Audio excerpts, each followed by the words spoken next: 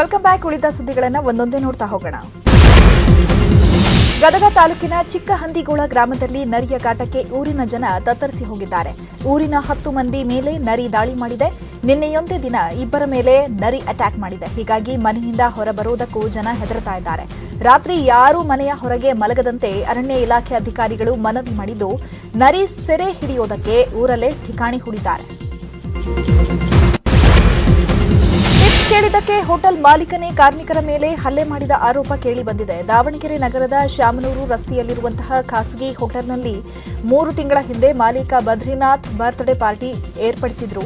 ಬಂದಿದ್ದಂತಹ ಅತಿಥಿಗಳೆಲ್ಲ ಸತ್ಕಾರ ಮಾಡಿದ್ದಂತಹ ಸಿಬ್ಬಂದಿ ಮಾಲೀಕರ ಬಳಿ ಟಿಪ್ಸ್ ಅನ್ನು ಕೇಳಿದ್ದಾರೆ. ಇಷ್ಟಕ್ಕೆ ಕೆರಳಿದಂತಹ ಮಾಲೀಕ ಬದ್ರಿನಾಥ್ 4 ಸಿಬ್ಬಂದಿ ಮೇಲೆ ಹಲ್ಲೆ ನಡೆಸಿದ್ದಾರಂತೆ. ಅಲ್ಲದೆ ಮಧ್ಯರಾತ್ರಿಯೇ ಹೋಟೆಲ್ನಿಂದ ಹೊರಹಾಕಿದ್ದಾರೆ. ಘಟನೆ ಸಂಬಂಧ ವಿದ್ಯಾನಗರ ಪೊಲೀಸ್ ಠಾಣೆಯಲ್ಲಿ ಪ್ರಕರಣ ದಾಖಲಾಗಿದ್ರೂ ಈವರೆಗೂ ಏನೂ ಕ್ರಮ ಕೈಗೊಂಡಿಲ್ಲ ಅಂತ ಕಾರ್ಮಿಕ ಸಂಘಟನೆ ಮುಖ್ಯಸ್ಥರು ಆಕ್ರೋಶವನ್ನು ವ್ಯಕ್ತಪಡಿಸುತ್ತಿದ್ದಾರೆ. ಯಾದಗಿರಿ ಜಿಲ್ಲೆಯ ಗುರುಮಠಕಲ್ ತಾಲೂಕಿನ ಬದ್ದೇಪಲ್ಲಿ ಗ್ರಾಮದಲ್ಲಿ ಭತ್ತದ ಬವಣೆಗೆ ಬೆಂಕಿ ಬಿದ್ದು ಅಪಾರ ಪ್ರಮಾಣದ ಬೆಳೆ ಹಾನಿಯಾಗಿದೆ. ರೈತ ಆನಂದ ಉಪ್ಪಾರ ಅನ್ನೋರಿಗೆ ಸೇರಿದಂತಹ ಭತ್ತದ ಬಣವೆ ಸುಟ್ಟು ಕರಕಲಾಗಿರುವಂಥದ್ದು. ಇನ್ನು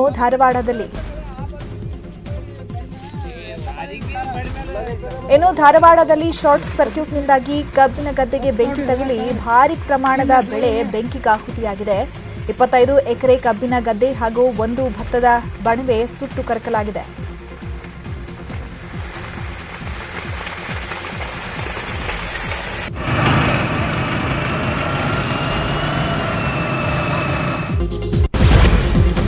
ನಮ್ಮ ಮೆಟ್ರೋ ಅವಧಿಯನ್ನ ಮತ್ತೆ ವಿಸ್ತರಿಸಲಾಗ್ತಾ ಇದೆ. ಇಷ್ಟು ದಿನ ಬೆಳಗ್ಗೆ 6ರಿಂದ ರಾತ್ರಿ 10ರವರೆಗೂ ಮೆಟ್ರೋ ಸೇವೆ ಒದಗಿಸಲಾಗ್ತಾ ಇತ್ತು. ಈ ಅವಧಿಯನ್ನ ಇನ್ನಷ್ಟು ವಿಸ್ತರಿಸಲಾಗಿದ್ದು ಬೆಳಗ್ಗೆ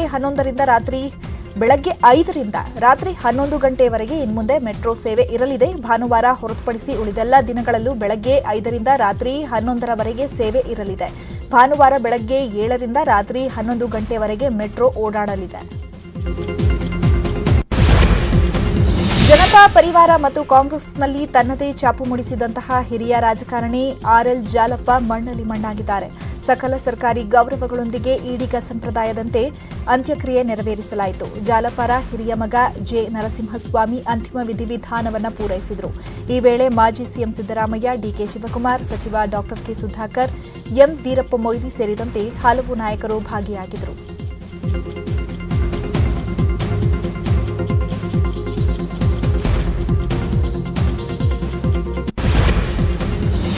ಇನ್ನುಳಿದ ಸುದ್ದಿಗಳನ್ನು ನೋಡೋಣ ಬ್ರೇಕ್ ಆದ್ಮೇಲೆ. Welcome back. ಉಳಿದ ಸುದ್ದಿಗಳನ್ನು ನೋಡೋಣ. ಪುನೀತ್ ಮರೆಯಾಗಿ 2 ತಿಂಗಳು ಆಗ್ತಾ ಬಂದರೂ ಅಪ್ಪು ನೆನಪು ಮಾತ್ರ ಮರೆಯಾಗ್ತಿಲ್ಲ. ಪುನೀತ್ ರಾಜ್ಕುಮಾರ್ ನೆನಪಲ್ಲಿ ಅವರ ಅಭಿಮಾನಿಗಳು ಶ್ರವಣದೋಷ ಮಕ್ಕಳ ವಸತಿ ಶಾಲೆಗೆ ವಾಷಿಂಗ್ ಮೆಷಿನ್ ಕಾಣಿಕೆಯಾಗಿ ನೀಡಿದ್ದಾರೆ.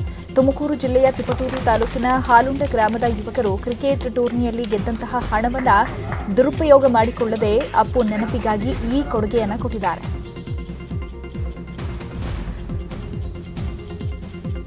ಈ ದಿನ ಶ್ರೀ ಸಿದ್ದರಾಮೇಶ್ವರ ಶ್ರವಣದಾಸ ಮಕ್ಕಳ ಶಾಲೆಗೆ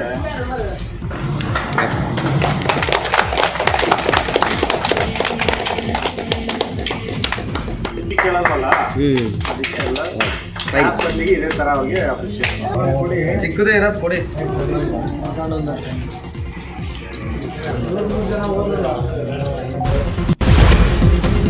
ಮಂಡ್ಯ ಜಿಲ್ಲೆಯ ಕೆಆರ್ಪೇಟೆ ತಾಲೂಕಿನ ವಡ್ಡರಗುಡಿ ಗ್ರಾಮದಲ್ಲಿ ಮತಾಂತರಗೊಂಡಿರುವಂತಹ ವ್ಯಕ್ತಿಯೊಬ್ಬ ದೇಗುಲದ ವಿಗ್ರಹ ಭಗ್ನಗೊಳಿಸಿರೋ ಆರೋಪ ಕೇಳಿಬರ್ತಾ ಇದೆ.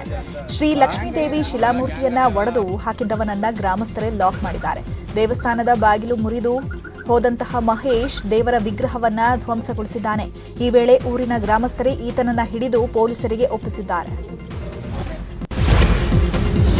ಉತ್ತರ ಪ್ರದೇಶದಲ್ಲಿ ಪ್ರಧಾನಿ ನರೇಂದ್ರ ಮೋದಿ ಗಂಗಾ ಎಕ್ಸ್‌ಪ್ರೆಸ್ ವೇ ನಿರ್ಮಾಣಕ್ಕೆ ಶಂಕುಸ್ಥಾಪನೆ ನೆರವೇರಿಸಿದರು. 36,200 ಕೋಟಿ ವೆಚ್ಚದಲ್ಲಿ 594 ಕಿಲೋಮೀಟರ್ ಉದ್ದದ 6 ಪಥದ ಎಕ್ಸ್‌ಪ್ರೆಸ್ ವೇ ನಿರ್ಮಾಣಗೊಳ್ಳಲಿದೆ.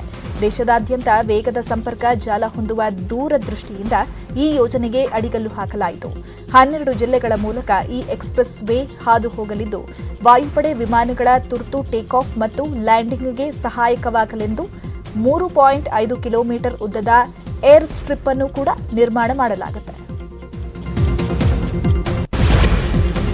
ಫಿಲಿಪೈನ್ಸ್ನ ಗುಜರಾತ್ನಲ್ಲಿ ಚಂಡಮಾರುತದ ಅಬ್ಬರಕ್ಕೆ 12ಕ್ಕೂ ಹೆಚ್ಚು ಮಂದಿ ಸಾವನ್ನಪ್ಪಿದ್ದಾರೆ. ಪ್ರವಾಹದ ಹೊಡೆತಕ್ಕೆ ನೂರಾರು ಗ್ರಾಮಗಳು ಜಲಾವೃತವಾಗಿದ್ದು 3 ಲಕ್ಷಕ್ಕೂ ಹೆಚ್ಚು ಜನರನ್ನ ಸುರಕ್ಷಿತ ಸ್ಥಳಕ್ಕೆ ರವಾನೆ ಮಾಡಲಾಗಿದೆ.